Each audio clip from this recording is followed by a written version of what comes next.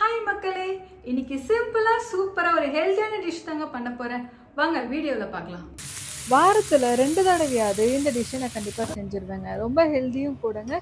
பையனுக்கு ரொம்ப பிடிக்கும். இது சம்பா ரவையில் செஞ்ச கோதுமை கிச்சடி தாங்க.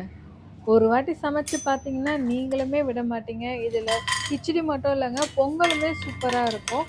டயட் இருக்கிறவங்க, டயபெட்டிஸ் பேஷண்ட் மட்டும் இல்லைங்க, இந்த டிஷ்ஷு எல்லாருமே சாப்பிட்லாங்க. உடம்புக்கு ரொம்ப ஹெல்திங்க. அடுப்பில் கடாய் போட்டுக்கோங்க. அதில் நெய் ஊற்றி முந்திரியை நல்லா பொன்னிறமாக வறுத்து எடுத்துக்கோங்க. அதே கடாயில் கொஞ்சமாக எண்ணெய் சேர்த்துக்கலாங்க. எண்ணெய் காஞ்சதோ கடுகு போட்டு வெடித்ததோ சோம்பு கொஞ்சம் போட்டுக்கலாம். சோம்பு பொரிஞ்சு வந்ததும் கருவேப்பிலை ஒரு கொத்து சேர்த்துக்கலாங்க.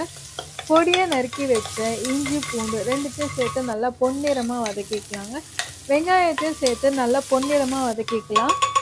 நல்லா பொன்னிறமாக வந்துருச்சுங்க வெங்காயம்.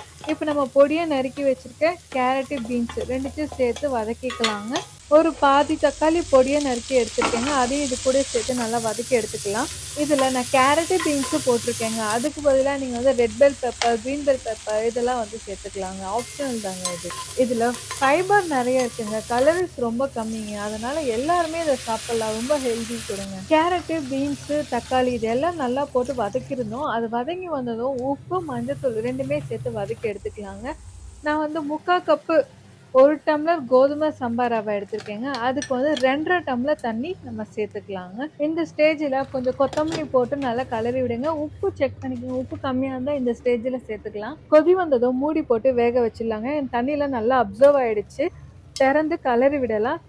நல்லா 3/4 பதத்துக்கு வெந்துருச்சுங்க. இப்போ நம்ம கிளறிட்டு முந்திரி போட்டு கொத்தமல்லி போட்டு இறக்கிடலாங்க. நம்மளோட சுட சுட சுவையான கோதுமை சாம்பார் ரவை கிச்சடி சூப்பராக ரெடி ஆகிடுச்சுங்க. வாங்க டேஸ்ட் பண்ணலாம். நல்லா நெய் மாதிரி மணலாக வந்திருக்கு பாருங்களேன். இந்த மாதிரி உதிரி உதிரியாக வரணுங்க. அதாங்க பர்ஃபெக்ட் பதம். நல்லா சுட சுட சாப்பிட்டீங்கன்னா ஒரு பிளேட் இல்லைங்க, 2 பிளேட்டு கூட காலி ஆகிடுங்க. கண்டிப்பாக ட்ரை பண்ணி பாருங்கள் மக்களே. நம்மளோட சாம்பார் ரவை கிச்சடி ரெடி ஆயிடுச்சுங்க. ரொம்ப டேஸ்டியான கிச்சடி, ஹெல்தியும் கூட.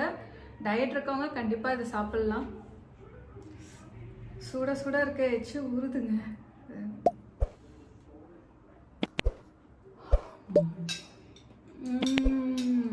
இந்த மாதிரி ஹெல்தியான டிஷ்ஷு உங்களுக்கு தெரிஞ்சுக்கணும்னா சப்ஸ்கிரைப் பண்ணுங்க.